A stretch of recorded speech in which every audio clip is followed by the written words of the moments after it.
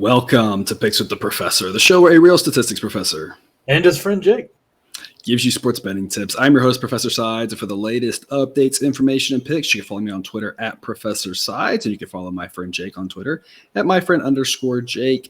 This Major League Baseball episode covers every game scheduled to be played on Thursday, September 22nd, 2022. In case you're new here, I built a mathematical model for win probability using hitter and pitcher projections I've created in order to make one money line or run line pick on every game that's played 7 days a week, though there are no Sunday shows. Do what you want with these picks, all of them, some of them, or none of them. Take what you like and leave the rest. My goals in this episode are to share key information about today's games, give you a few things to think on, and explain why certain plays are being made in order for you to come up with picks that you are comfortable with. I never recommend blindly tailing or fading any pick, rather to hear the justifications and thought processes to make sure you're fully on board with us or against us before investing your hard-earned money. And as I go through my plays, remember that there are no locks in gambling, so what I'll give you are loves, likes, and leans to indicate my confidence level with respect to scaling wagers. And as always, please remember that good and bad variance will occur. So as much as I'd like to see it will be profitable each and every day, that is an impossible reality for any gambler. Jake, I say that sentence every show. Obviously, I could say each and every week, each and every month, right? No matter who you are, every professional gambler in the world has losing months. Not a good week so far for us, but I say the same things when we're winning and when we're losing, which is just it doesn't matter if things are going well or not. You got to stay disciplined. You don't chase. You got to just stick to your process. And when things are good, it's fun, but it's not going to last forever. And when things are bad, it's sad, but it's not going to last forever too, right? That's kind of where we find ourselves this week. Not doing well this week, but that's the big thing in gambling in general, not just sports gambling. Is chasing your losses is how you end up losing your house. And because everybody likes to win and it feels so good when you're winning, but man, you got to realize that's going to be come to an end quick. And if you chase your losses, that's how you end up owing the casino a lot of money. Yeah, just kind of lick your wounds. That's what we've been so far this week. Not a okay Monday, but not a good Tuesday, and not a good Wednesday either. But I try not to talk too much about the wins, and I try not to talk too much about the losses, because really it's about following the same process, about long-term things. Whether it's a good day, good couple days, bad couple days, we kind of just got to stick to what's working for us. Hopefully it ends quickly, right? I always say when it's winning, hopefully it lasts. And when we lose, hopefully it ends quickly. You never know. You never know if it's going to be today, whether it's continuing good or stopping the bad. You just never really know when it's going to happen. I'm hoping to turn this around. We still got an opportunity to get to a profitable week here. We're going to have to turn it around here the back half of this week, though. Hey, one day can change everything either way. Exactly. All right. Well, before we get to today's slate, some reminders. Please hit that like button if you're on YouTube. Also, if you aren't yet, please consider subscribing or following. It's free, and if you turn on notifications, you won't miss any college basketball, MLB, or college football content that this channel provides. Check out Horse Racing Today if you like to play the ponies. You can find their stuff at horseracingtoday.net. As they're a team of 5 with over 125 years of experience in handicapping horse races. There's an angle they don't know or bias they can't identify. Check out their YouTube shows or the website. Those links are in the description. And lastly, a reminder that we started up a Patreon page for those of you looking to support the show. Membership starts at just $3 per month. You can get exclusive access to the Play of the Day, our Discord group, ad-free shows, early access to shows, and early access to projected spreads. So lots of goodies there. Got games scattered throughout this Thursday. 13 games, a pretty heavy Thursday. Games throughout the day. A lot of times I feel like the Thursdays are like, you either end up with 7-day games and then nothing happening at night, or you end up with 7 night games and nothing during the day. But we got games throughout the day. So football at night, but we also got baseball throughout the day. So it should be a fun Thursday for us. Yeah, it's a great sports Thursday. You got afternoon baseball, you got college football and NFL football. It's just a great sports day. Yeah, absolutely. All right, kicking us off 2:05 Eastern, Angels at the Rangers. Rangers, one of the lone bright spots here on this Wednesday night for us. I'm going to back the Rangers again on Thursday afternoon at -133. I think it's a short price with a massive pitching advantage that the Rangers are going to have with Martin Perez against Michael Lorenzen. Model gives Perez an 87 rating, Lorenzen a 105. So Lorenzen's a little below average. That 4.74 ERA is pretty representative of how well he's actually pitched. Perez probably not quite as good as that 2.84 ERA, but the advanced metrics say mid-threes for him, and definitely an above-average pitcher. And as I mentioned all series, once you get past the starting pitchers, these two teams are basically the same. So you got the game in Arlington and a pretty big starting pitcher edge for the Rangers. The Angels had a little stretch where they played better, but this feels like everyone's just getting too much Angels love here. They're still a very mediocre team. The Rangers are also a very mediocre team, but in this specific matchup, just like on Wednesday night. The pitching favors the Rangers, so minus 133 is a pretty good price. It's a B grade pick for me. My threshold for an A pick on this mathematically would be minus 127. So really upper minus 120s. If it gets about 5 cents cheaper, you can think about it as an A grade. Minus 125 for sure would be an A grade. Minus 133, I definitely think it's worth an investment, but not enough value to get really excited about it. But it is a play I do like here. Backing the Rangers on Thursday afternoon. Total in this one's 8.5. Model thinks 7.7. So model would indicate going under in this one, as it thinks Martin Perez is going to be able to keep the Angels from scoring too many runs. Jake, what do you think on this one? Yeah, I really like the Rangers here. I like Perez, the way he's pitching. I know the ERA is advanced metrics don't match the ERA exactly, but I think that ERA is a very good. Like, he's getting some good bounces and everything, and I think that luck kind of continues. And I think the Rangers got enough offense to put this one away, put it away early. All right, 2:10 Eastern, Twins at the Royals. A couple things. First off, talked about going over on this game on Tuesday, and if you got over 8.5, you won. Talked about going under on Wednesday. So the cold front's coming through, winds blowing in. If you got that in, you'd have won. If you took my advice on the sides, you didn't do very well. This is one where we talk about sticking to your guns, right? Sticking to your process. And I stuck with my process here. I tweeted about this. I added a unit to the Twins. I said the price got better. I knew Buxton was out, but kind of did some math on that and just said, even at a cheaper price, though, as it got lower, if it got to a certain point, it was worth it. And that's what you got to do. You got to stick to your process. But my fear with the Twins, I have to wonder, should I stick with my process with the Twins? Because I'm not sure they care anymore. It feels like maybe they've given up on the season. Should be playing a little better than against the Royals here than they are, as they've been a little bit of a disappointment. This game is close to a B grade edge on the Twins at minus 125. It's a short price, but I'm just not convinced the Twins care at this point. This is what you see sometimes in September. Guys' minds drifting, not really giving it 100% because they're out of the playoff race, and obviously they had aspirations of being in it. So I think the Twins are the right side mathematically, but the Royals look like they care. The Twins don't. So it's not a pick that I have a ton of confidence in, but I do think that there's not enough value on the Royals to back them. So I'll take the Twins at minus 125, just a C grade pick. Model says 127. Josh Winder versus John Heasley. Winder's a better pitcher than Heasley. Mainly that's because there's not that many pitchers worse than Heasley. Twins offense is better. Twins relievers are better, but they haven't been able to get it done yet, really, as of late. So I think the Twins are the team to be on here based off of the talent they have on the field. If they don't go out and actually seem like they're caring, they're not going to be able to win this one. So that's why it's scaled down to a C grade pick. Total on this one's 8.5. Model indicates to jump back on the over on this one, as it thinks the total should be 9, as it is still relatively chilly and the winds are still blowing in, but the pitching is so bad in this game, it thinks that there could be runs in the daytime there at Kauffman Stadium. So we've got, again, some bad starting pitching here. It leads us potentially to over 8.5. I'll be on the Twins. Just a C grade pick, though. Jake, what do you think? Yeah, this is a disaster all the way around. Bad baseball. The Royals are a bad team. The Twins have, like you said, just they don't seem like they care. And that, like, not that they don't care, but it's a long season. It's a long season. Sometimes the motive, like when the reward of the playoffs not there, when you were thinking you're getting it, your 100% is no longer what 100% was a month ago. Or your 100% just isn't 100% for 3 hours or 3.5 hours. It's like it's harder. Like you said, it's a long. We don't want to be the get off my lawn guys, right? It's just it's a long season. They're human, and there's got to be some disappointments. Now Sonny Gray hurt, just everything just kind of collapsing here towards the end of the season. It just never really got going for them like they hoped it would. And I don't blame them. I'd be in the same spot. Like it's really tough to stay motivated when there's no reward at the end. Yeah. Like, because most of those guys, they're not playing for a contract or anything. Right. They've got it all locked up. So I'm skipping this game just because the Twins are a better team, but I'm not sure they're going to play like it. And the Royals have guys that are fighting, so I don't know. Yeah. I'm just going to skip it so I can save my money a little bit. Yeah. I'm gonna be on the Twins again. Hopefully they can salvage some of this for themselves and for us this series. But I totally think passing also makes a lot of sense because the Royals seem to want it a little bit more. But I also just don't think they're good enough to back them at the price they're being offered. There's just not a lot of value. So a tougher game to peg for sure. 3:10 Eastern, Giants at the Rockies. We'll finish off this one. Another chilly one in Colorado, on 60 degrees to start, mid-60s to close. This is one where I told you all Wednesday to go under that really big number, that it was scary to go under with a number like that in Coors, but those pitchers could get it done. And sure enough, that game has crawled along with the number of runs it has.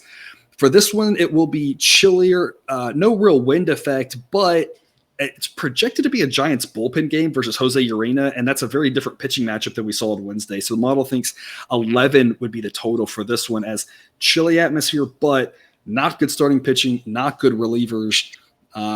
Could be a wild contest. Model says it's a coin toss, Rockies minus 103. So basically, if you can get plus odds on either side, also kind of makes sense to get plus odds on either side with a game at Coors Field, given that sometimes weird things happen there.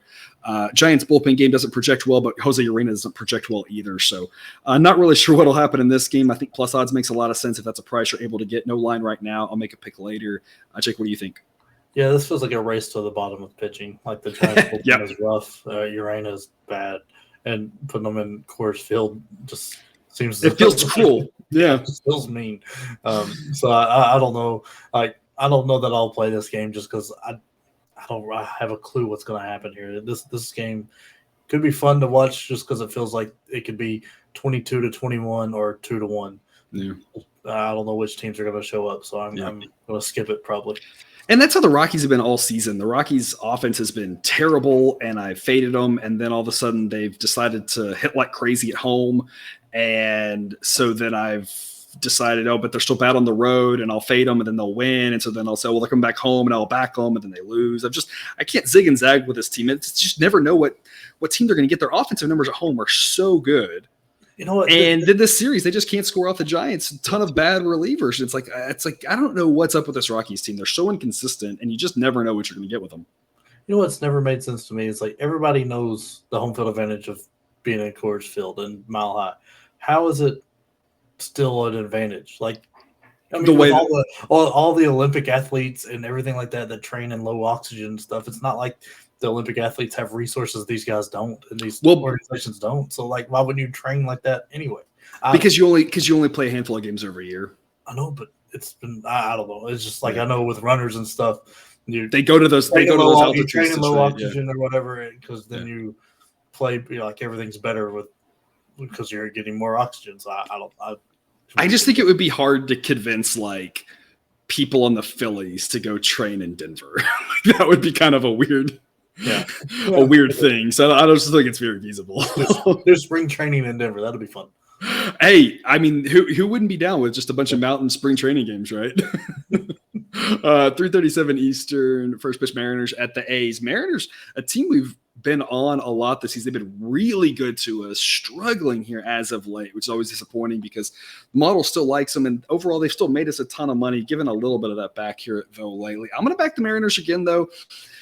Every team has good stretches and bad stretches, and this is definitely a bad stretch for the Mariners. But just like with everything else in life, with any sports team or just your betting picks in general, like all the good runs are going to end and all the bad runs are going to end. This Mariners team is much better than they've shown. If you look at the totality of their season, they're a much better team than they've showed as of late. This is going to end. I don't know when it will be, but it's just like when the Nats won a few games in a row and people were talking about that, and then they all of a sudden lost a few games in a row. The Pirates won a few games in a row, and they're going to flip it around. It's the same thing. The Mariners are a good team. They've lost a few in a row. They're going to turn it around as well. Don't know when, but I'm going to trust that they can get it done for us here. I think 225 is a little bit short. Model says it should be 232, so it's a pretty steep price. But I'm going to take the Mariners on it anyway. I think they can get this done. I'm not going run line just because, again, a low-scoring game makes it harder to win by 2. So didn't look great for us here so far in this series, but I think the Mariners get it done. B-grade pick for me, laying such steep odds. A game that should be around 70 degrees to start, mid-70s to close. Winds be blowing out, and the ball does carry there a little bit better in the afternoon. So one that I would maybe look more likely to look run line than usual because it being a day game. Model says 7.2 runs, though actual total is 7.5. So still probably going to be relatively low scoring here. George Kirby versus Adrian Martinez. Kirby's a much better pitcher. His ERA is about half of what Martinez is, and that's fairly accurate. Both these guys' advanced metrics say those ERAs are pretty much where they should be. Massive starting pitcher edge, massive reliever edge, massive offensive edge here for the Mariners. They haven't looked great lately, but it will end at some point. There's a reason they say momentum's only as good as the next day starting pitcher, and the next day starting pitcher for the Mariners pretty good. And I'm just not a huge fan of Adrian Martinez. This Mariners offense is going to bust out at some point. Hopefully they can do it for us here on Thursday afternoon as I'll back them at minus 225 with the B-grade pick. Jake, what do you got? I'm all over the Mariners here. I love Kirby. This is a strikeout prop that I'm probably going to watch, especially if it's around 6 and 7, somewhere in there. He's just a very good pitcher, and I really like him. And I'm against all people named Adrian Martinez right now with what Kansas State did to me with college football. So that's just a poor name for this guy. I'm sorry. I'm just going to be anti him. So I hope the Mariners win by 100. I don't think they will win by 100, but it would be fun to watch if they did it. But at what point do they just quit? Yeah, just be like, we're going home. Which, quick side note, many of y'all know, and some of you are new to this, I do play in an adult baseball league still at this point of life, and there's usually like 2 or 3 games a year where one team's really overmatched, and the other team's like, can we just go home? It'll be like 22-3. It's like everyone's just like, we don't have any more pitching. It's hot. We got to go home. So I don't think that would ever happen in a major league game, but if it was 100-0, that probably would be the threshold for that to happen. 4:10 Eastern, Cardinals at the Padres.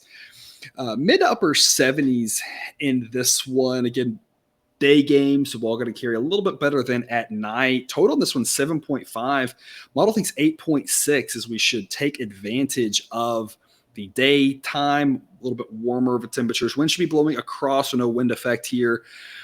A good pitcher for the Padres in Joe Musgrove, but what I don't trust at all in Jack Flaherty. I'm all over the Padres here at -133. It's a B grade pick model, so it should be -140.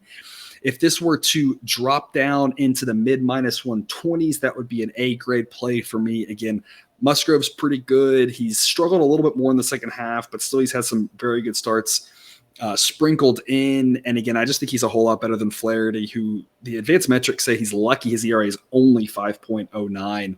Otherwise, these two teams are fairly similar, but it's just a massive starting pitcher mismatch. I think his price is too low. I'll be on the Padres here. And again, model likes the over 7.5. Jake, what do you think?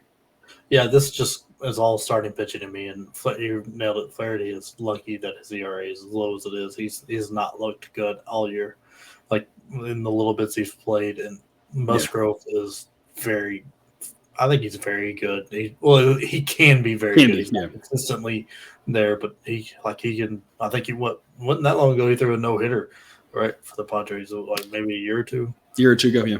Yeah, he's in the first half of the year he was fantastic, but the second half of the year has been a little more up and down.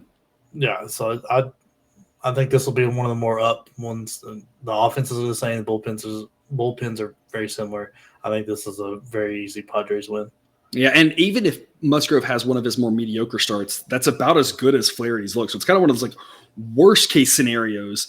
Everything cancels and we've laid too steep of a price, but we still got a chance to win with the Padres at home. Best case scenario, we got good Musgrove, and at that point, it's not impossible, but it should be very difficult for the Cardinals to win at that point. Yeah.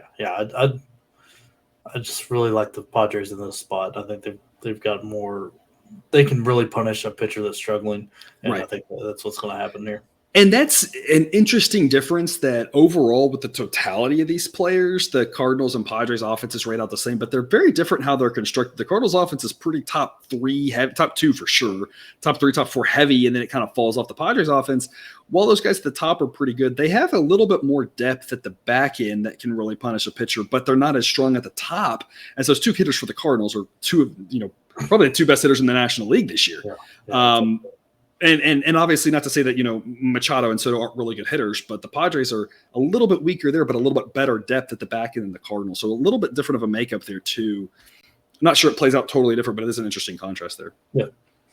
6:30 Eastern, first pitch, Cubs at the Pirates. If the Cubs would just go away forever, I would be happy with that. This team is they've gotten on my bad list at this point. They fade them.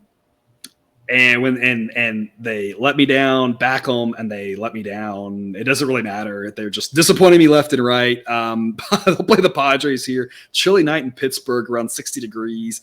Winds will be blowing out, though, so it's going to be kind of a contrast with regards to the ball's not going to fly based off the temperature, but the wind's going to help it out, so it should probably cancel out a little bit. If we see the 2 projected pitchers, Hayden Wesneski and Mitch Keller, both of those pitchers are very average according to the model.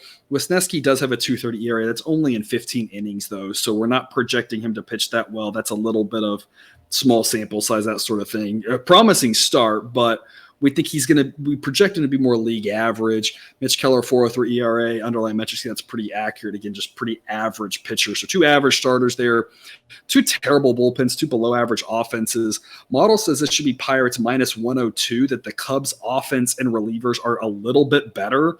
And that kind of cancels out with the home field advantage in Pittsburgh. So model says coin toss game, total of 7.8. If this was a coin toss game, you get plus odds on either side. That's what the model indicates. But Jake, let me ask you, if you get plus odds on the Cubs or plus odds on the Pirates, are you excited about either one of them at this point? I'm not going to be very excited. I'm more likely to play the Cubs than I am the Pirates. But okay. I don't trust just because of the Cubs, but that's going to come back to bite me because we can't square the Cubs up. But I'll think the Cubs are a little bit better of a team. But I kind of think this game kind of screams runs. I don't know. Okay. I don't know that the offenses are there to do it. Like the relievers, sure, that's for sure. The relievers are. The pitchers aren't anything superstar special. I think this kind of screams runs, but we'll see.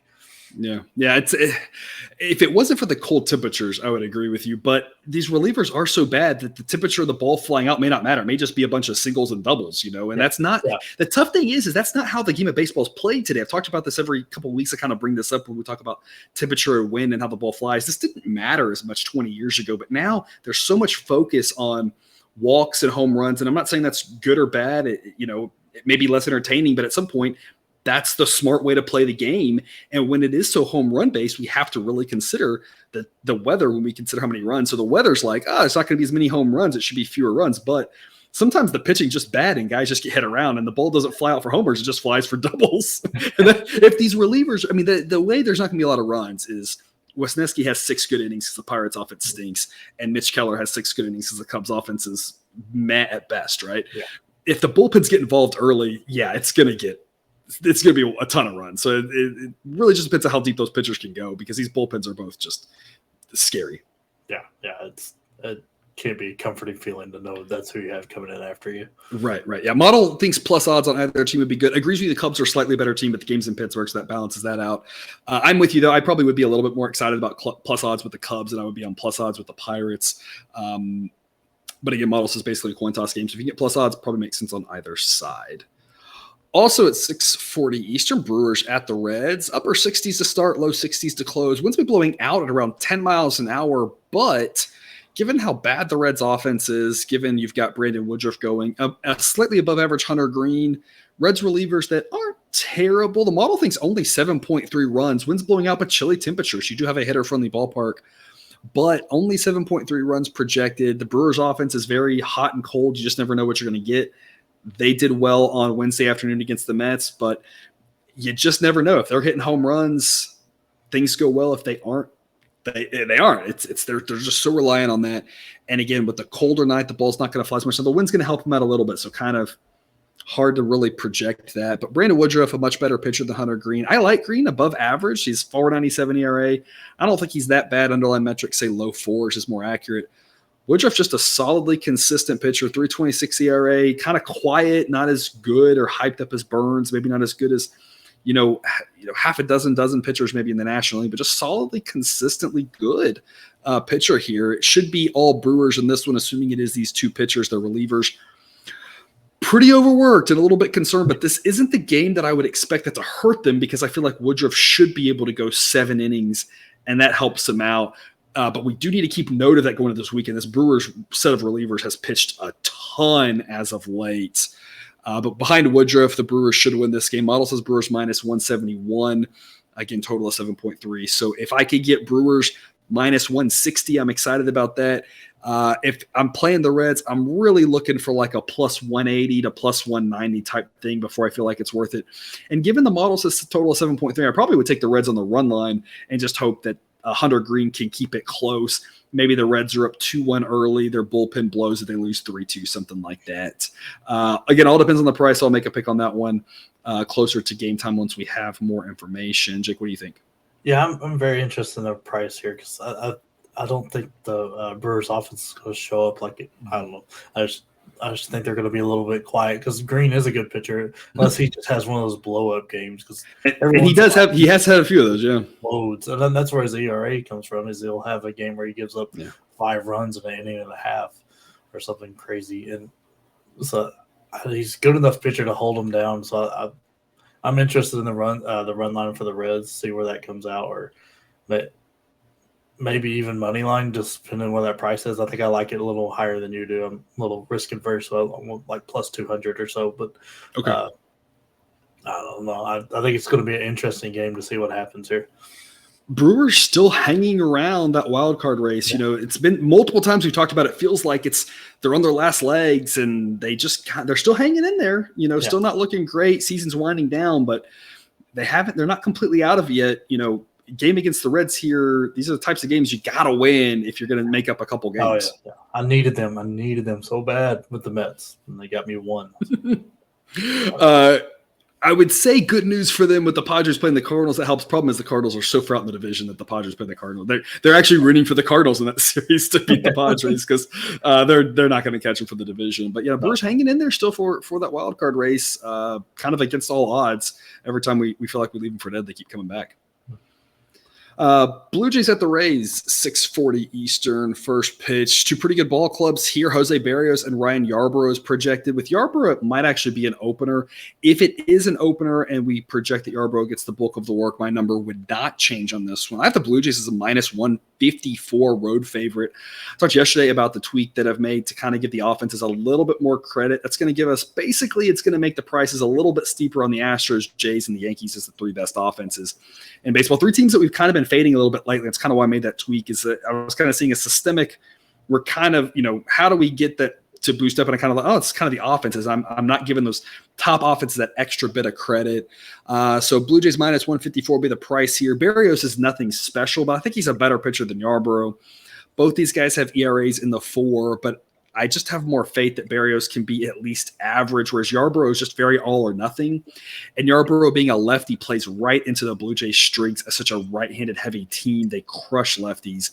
And so the Rays, it feels like they might – you never know with the Rays. They might do some weird shenanigans where they're like telling everyone Yarbrough is going to pitch just to, and then they throw righties or something, But, of course, the problem is the Blue Jays are going to play the right-handed hitters anyway, so I don't even think that would work.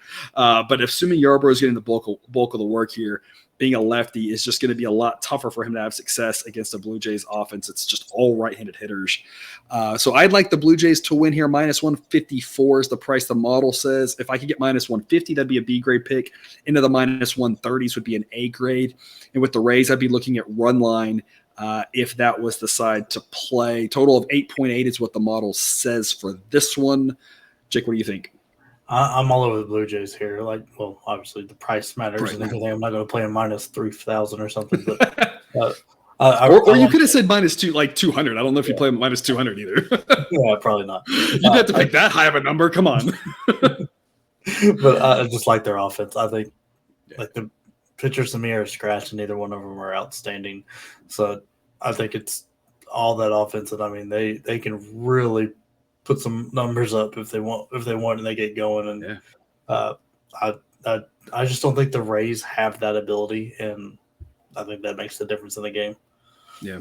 Rays offense decent, Blue Jays offense good. Blue Jays offense against lefties insanely good. So I mean, assuming it is Yarbrough being a lefty, that plays right into the Blue Jays' hands. They should be solid road favorites, which is quite a compliment because a road favorite at Tampa to the price like minus 154 that the model says is a pretty steep price. And again, it's not that I think Barrios is that good. It's going to be wild. All 12 of them? Yeah, they're going to lose their mind in the beautiful stadium they have. Oh, yeah. The team that just swept the Rays and made them look the Astros had their way with the Rays a couple years ago in the playoffs, and they had their way with them this series. They'll play the Orioles at 7:05 Eastern on this Thursday night. Around 70 degrees to start, cooling off a little bit as the night goes on. Winds will be blowing in from left field at 15 to 20 miles an hour, some of the strongest winds we've seen all season outside of the Windy City. Justin Verlander and Kyle Bradish is what we're projecting right now. Obviously, Verlander, one of the best pitchers in baseball, 178 ERA. The underlying metrics say he's not that good, but that doesn't really that's not really only Jacob deGrom is actually that good. Verlander, though, solidly in that second tier right behind DeGrom. You can make a case that he's the second best pitcher in baseball. I think my model has Ohtani there and maybe a couple others in between, but it's pretty rounding error once you get past DeGrom. Verlander's very, very good. With the winds blowing in like that in a chillier night, model says the total should be 7.1. If I could, even with that Astros offense, if I could get under 7.5, I'd be all over it. Or I'd be playing Orioles team total under. It's going to be a low number, but those conditions, I feel like Verlander, for the most part, when he's even quasi on, the only time he gives up runs is he gives up a couple of solo home runs. But in those conditions, it's going to be really hard to hit a home run with the gust blowing like that. You're going to have to get runs the old-fashioned ways with a lot of hits. And the Astros offense is deep enough to do that, but I'm not sure the Orioles offense against Verlander is. Model says it should be Astros minus 165. Obviously, their offense is a lot better. It does sound like Jose Altuve won't play. And so if that was the case, that would bump the model's projection down a little bit, about maybe to 160, upper 150s. But I'd still be on the Astros if I could get a price around 160 for sure. If I get the minus 140s, that'd be an A-grade pick. I assume we aren't going to see a price that low.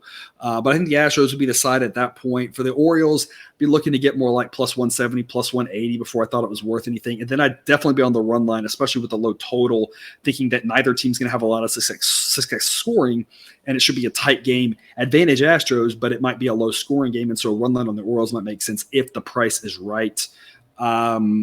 Jake, what do you got for us? Yeah, the most impressive part about Verlander being as good as he is that he's doing it at the age of 95. After missing basically 2 full seasons. Yeah, and it's just unreal how, like, I would love to be as good at walking as he is as a pitcher. I was going to say anything, but yeah, that too. Yeah, it's incredible. And I don't think the Orioles are ready for it. I don't know if they've totally pulled the plug on it, but they don't have much to strive for now. And I think the Astros offense, even without Altuve or Jordan or whoever they decide to rest here, is still better than the Orioles. Still incredibly better, and that's going to be an easy win. It really depends on the price here, because I mean, there is the chance that the Orioles win, and they've surprised me a few times this year, but. And both directions. I mean, as much as we were kind of like, the Orioles are probably out of it, them losing those first 2 games to the Tigers in that series was still surprising. I was on the Tigers with an A-grade play on one of them, but it's still surprising that they lost 2 of those games at home to the Tigers. So They can surprise both ways, right? You never really know with baseball. It's kind of a random sport sometimes, right? Yeah. Yeah, I'm with you. It should be an Astros win, but again, it's the price. If the price is, if it's Astros minus 200, and then it's Orioles or pass, and like I said, then you aim run line and just kind of say, hey, if I'm getting even money plus odds on the run line, and I hope it's, a chilly night, wind blowing in. Hopefully it's a 3-2 type game, and maybe they pull it out, maybe they don't. Who cares, right? That sort of situation. Yeah, that's probably the way I end up playing it is Astros run line if I end up playing it. And that's the Orioles run line, yeah. That's the exact scenario here I'm planning for in Philadelphia, 7:15 Eastern, first pitch Braves at the Phillies. Obviously a huge series for everyone involved, should be a good one. I'm on the Phillies run line here at minus 133. It's an A-grade play. I think I was on the Braves for 2 of these 3 games against the Nats. They only covered the run line in 1 of them, losing the last game, winning 1 of them by 1. They're just, for the most part, they're a really good team, but they've been kind of overpriced. We saw it against the Nats here this week. I think they're overpriced again on this one. And the key also is that I think this is a really low-scoring game. Total in this one's 8. I love going under 8 on this one. Model says 6.8. Ranger Suarez rating has improved almost every time he's pitched from about his 10th start forward. He had kind of a rocky start, continues to pitch really well. Max Fried's one of the best in baseball, rates right there, basically even with Justin Verlander, who we were just giving all those accolades to. 2 really good lefties, 2 good offenses, but also 2 good sets of relievers. The pitching is going to match the hitting in this one. And on top of that, we're talking about 60-degree weather for the entirety of this game and winds blowing in at 10 to 15 miles an hour. Obviously, Philadelphia just down the road from Baltimore, so it shouldn't be shocking that we have similarly strength winds. Strong wind blowing in can be hard for these teams to hit home runs. Good offenses, but really good pitching. I love this under 8. I think it's a low-scoring game, a tight game. I don't really know who wins. Model says Braves minus 116. So these prices are like minus 140 for the Braves. It's just really high. I give it a slight edge to the Braves.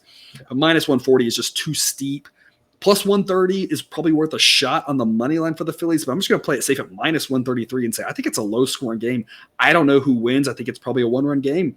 I like the run line here with the Phillies. A-grade play for me. Jake, what do you think? Yeah, I'm with you on the run line for the Phillies. I think it's a very close game. I just played a series, and they were all fairly close games. I think there might have been one where the Braves ran away with it late, but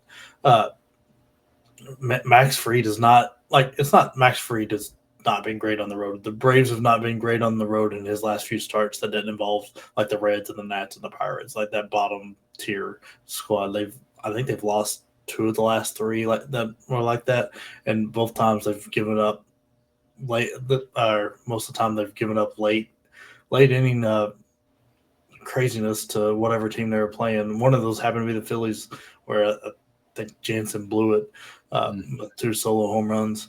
I think this will be a very close game. The Braves can be a little bit of home run dependent with their offense at times, and with all the weather and everything, I think this stays really close and really low scoring. Yeah, much more of a pitcher-friendly ballpark in Philadelphia than Atlanta. Of course, obviously the location being further north helps it likely to be colder, et cetera, and that affects how much the ball flies. That recent series they just played, the Braves won one of the games by 1. One of the games the Braves ran away late. That was one where the Phillies were actually ahead, I believe, in the 7th inning, and then the Braves ran away. So 2 of the 3 games were tight contests where the run line would have made a lot of sense. Didn't quite play out that way, but similar style here. Now the game's in Philadelphia. It's more likely that the Phillies keep it close, especially with this weather. Again, love the under, love this run line play here for the Phillies. 7:15 Eastern, first pitch, Red Sox at the Yankees, mid-60s to start, low 60s to close. The only thing people are watching for here, of course, is Aaron Judge and how many more home runs he can hit this season. Had a pretty good game on Wednesday, but no home runs. Everybody was disappointed, even though the Yankees scored about 1,000 runs. Yeah, and the fans were disappointed because Judge didn't hit a home run. But, I mean, that makes sense, I guess, given that they're not really playing for anything. They've kind of locked in the 2 seed at this point. Michael Wacha versus Jameson Taillon is what we're projecting. No line out yet because those pitchers aren't confirmed. Both of them get identical 94 grades. Wacha's ERA is a lot better than Taillon, but it's a lot of smoke and mirrors. Both these guys, the underlying metrics say it should be in the upper 3s. They project to be in the low 4s. So both are good, above average pitchers. I just don't believe that Wacha's results are sustainable. I think the starting pitchers will wash. I think the Yankees bullpen's a little bit better. Yankees offense maybe slightly better than the Red Sox at this point, but still not a fully healthy Yankees offense. And the Red Sox strength is their offense. So I say Yankees minus 126 here. I think they should be slight favorites. I'm almost certain we're going to be playing the Red Sox here because the Yankees will be overpriced. Probably will be playing the Red Sox on the run line. A total of 7.7 with a chilly night here. Winds will be blowing out or across. That could affect things too. If the winds are blowing more out, obviously it means home runs are more likely. That projected total would go up. And then I'd probably be more likely to take a stab with the Red Sox on the money line, thinking it's going to be higher scoring. But if that wind shifted more across and it's a chilly night, now we're talking about a lower scoring game. And I think I'd take the run line with the Red Sox, thinking that they can just keep it close. Maybe they win, but if not, at least I got the possibility of a 1-run loss. But like I said, model says Yankees minus 126. So I'm really looking for a minus 120 on the Yankees, but I don't think I'm going to get it. Buy point on the Red Sox on the money line would be probably about plus 125 would be a decent price. Plus 130, I'm getting a little more excited about. And if it gets into the plus 140s, that would be an A-grade play for me. I think the Red Sox can hang in there in this one. They're not a bad team. They've been disappointing, but given the Yankees' injuries, they're not that far behind the Yankees right now. Full strength they are, but right now they're not as good as the Yankees, but they're not that far behind them. Jake, what do you think? Yeah, I really don't have much of an opinion on this game. With everything seems to square off, and especially with the Yankees limping in, it's with all the injuries, it makes it very hard to pick. So I'm probably staying away from this game. And I know Apple is begging Judge not to hit this home run so they can get everybody to sign up for Apple TV for the chance that he hits it the next night. Isn't it free? I think it's free though. They don't have to sign up for it. I don't know. I think it's free this year. I think it still says free for a limited time, and I think it said that all season. Maybe next year you'll have to pay for it. I don't know. Yeah. Well, if that's the case, I think they want the eyeballs to get you used to it, so that later they can charge you for it. So they're still begging for it because they want everyone to have to download the app and get it and that sort of thing. So they're still begging for it. Yeah. Yeah, but so I think, and it's going to be fun to watch because every at bat, whatever game you're watching, that they're going to basically cut in to see what Aaron Judge is doing. But it's going to be that way no matter which home runs he hits, because every home run at this point is I don't want to say everyone's monumental, but everyone is just crazy that he's gotten to this many, right? And obviously at the American League home run record, and then unlikely to get to 73. But getting to what Sosa did, McGuire did, all those numbers, like that's just really impressive to get there. I feel like everyone is just a monumental. Like, is he going to do it again? Because he's hit so many home runs this season. Yeah, it's nuts, and like in a lot of them are big time, big places too. Like the other night, I know he didn't hit the grand slam to win it, but he put him in the position by hitting the home run he did in Milwaukee. It's kind of insane how good he is, and the fact that it couldn't work out. This dude is going to get so paid. It couldn't work out any better. Right. Oh, we're not going to sign a deal, so I'm just going to go set a historic mark here with over 60 home runs, and then you can try to pay me. Yeah, and the historical part about it, the crazy part about it, just in case you're unaware, what's most impressive about this is how many more home runs he has than second place. That's the thing, and that's when you talk about in statistics, you might think about a Z-score, right? That sort of thing. So if you think about it, it's just the concept of where do you rate amongst your peers, and he's so far out in front of second place, it's incredible. It doesn't matter if he gets to 73 or 80 or 65. The fact that he's up 20 home runs on second place is just insane. Yeah. And he's not even really played all year, right? Like he missed some time. He's played all year. Right? Oh, okay. I thought he did a little bit. Okay, but either way, it's just super impressive. Like this, and with the way the pitchers are now, it's Yep. 8-10 Eastern, Guardians at the White Sox. Guardians just continue to get it done for us here. I'm actually going to be on the White Sox on this one, on the run line at -150 with a B grade pick. Total in this game, 7.5. Model says 6.5. You got two above average starters, and you've got 60-degree weather in Chicago. Winds will be blowing across. They aren't going to help or hurt the pitchers out. But a chilly night, above average bullpens, a really good starter in Shane Bieber, and a guy in Johnny Cueto I've talked about. He's not as good as that 3.09 ERA, but he's still a slightly above average pitcher. These two offenses are right around league average. I think it's a low-scoring game. I still give the Guardians an edge. Model says Guardians -121. But given that I just don't think there's that many runs, I think the White Sox run line makes a lot of sense here. Model says the White Sox still have a 45% chance to win it outright. So less than 50%, but still 45% chance to win it outright. Plus, knowing how few runs there are, the probability that they lose a one-score game is pretty high. So it's a B grade pick for me on the White Sox on the run line. Odds too steep for an A grade at -150. I just can't give that an A grade at that price. -135 maybe would be a much more exciting price. I think the White Sox run line makes sense. Just -150 is a little bit too steep to love it. Again, a game that the model says go under 7.5. White Sox or Guardians more likely to win, but White Sox may be the smarter play here based off the price. Bieber really good, but Cueto not bad himself. Jake, what do you think?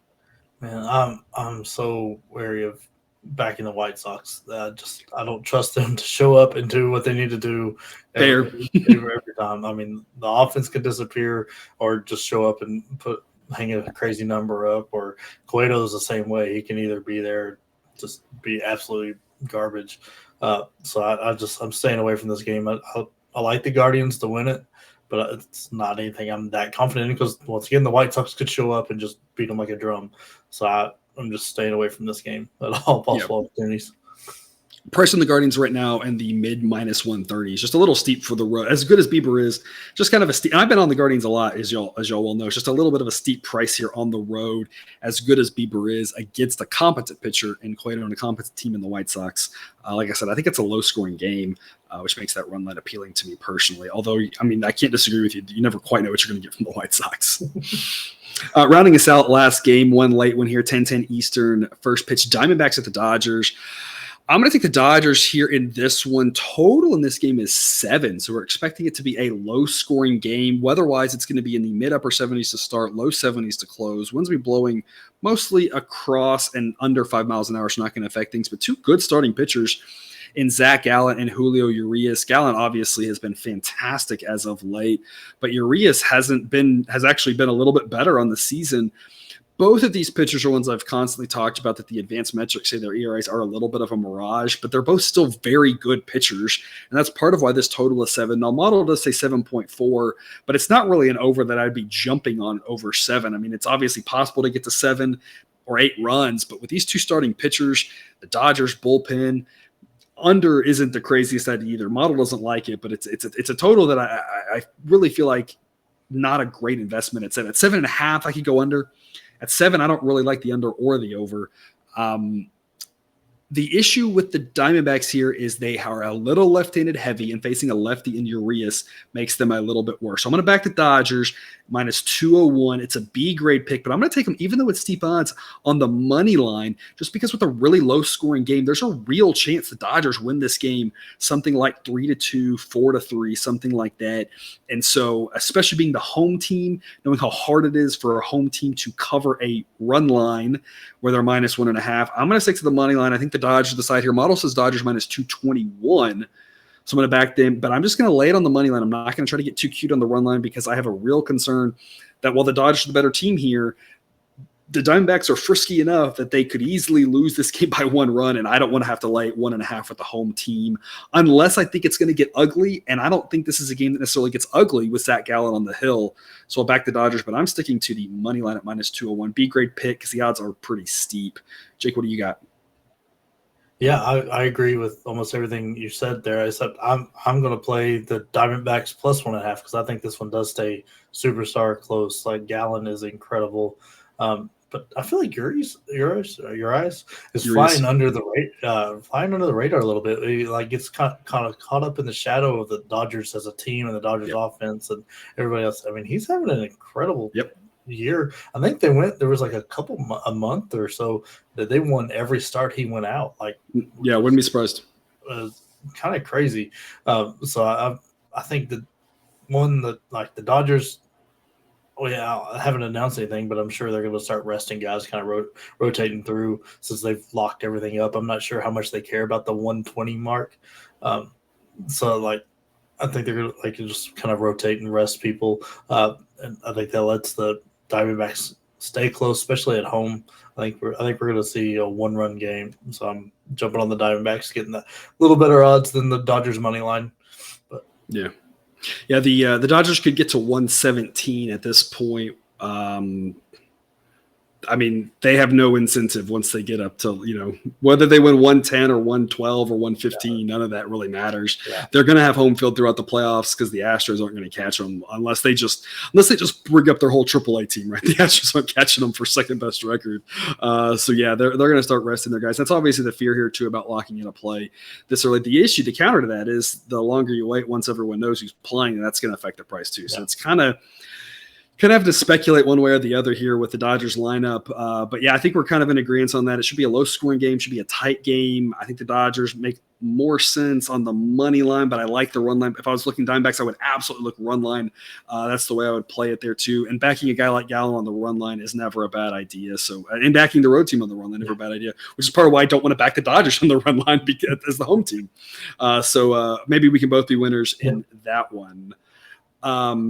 Yeah. Question for you though. Why do you think in basketball when the Warriors hit 73, that was a huge deal because that mark was very tough to get to that the Bulls set and then they beat it. Why do you think that mark's not with all the history, all the records and on this day, this with baseball has with all the qualifiers and stuff? Why do you think that mark's not talked about more from a more historical place? I think it's probably because people like round numbers, and 73 wins in the NBA means you only lost 9 games, which means you lost single-digit games for the whole season. Yeah. So I think that's why. I think if you finish the season with single-digit losses, I think jumps at people, whereas baseball, you can't have that. The only round number thing you can hit really is 100. Yeah. But 100 wins, I don't want to say it's easy, but it happens, right? So there's no if you get to this, you get to another whole digit or you prevent a digit from happening. So that's probably why I think that with baseball, it's not as big of a deal. The other thing with baseball is it's less impressive. I think when you go 73-9 in the NBA, you've won 80 some odd % of your games or 90% of your games, whatever it is. It's some crazy number up there. Whereas baseball, if you're really, really, really good, you win 65, 70% of your games. So it may be just less jarringly impressive because in baseball, as we see all the time, the Dodgers got swept by the Pirates, right? So it's weird things happen in baseball because it's not quite as a deterministic sport like basketball. Basketball, you got the best players in the court, you probably win. Baseball, not necessarily. Yeah, I was just surprised that with all the other marks or whatever that there wasn't more talk about like, oh, they could have the best record ever. Right. Was surprised that little history mark wasn't more talked about. Right. All right. Well, that is all the games here today. Got a lot of picks to add. I will add those on Twitter in the sheet. Jake may make a few picks extra as well. He'll tweet those out. We'll add those to the sheet for our official records on these. Hopefully not a lot of pitchers changed, so the information here is still helpful to you. Right now, only one A-grade play at the moment. That's the Phillies on the run line at -133 at home against the Braves. Jake, any parting words for us? No, just make sure to check out the college football stuff coming up and hit this, and we'll make money on two sports right now. All righty. That sounds great. Well, thanks for tuning in to another episode of Picks with the Professor. Check out the website if you haven't yet. It's www.pickswiththeprofessor.com. Don't forget to subscribe so you can ensure all the sports betting content we provide on this channel is dropped right into your feed. I'll see you again tomorrow for more MLB content. And again, you got all that college football content as well for you this weekend. As always, best of luck. And remember, you can eat your betting money, but please don't bet your eating money.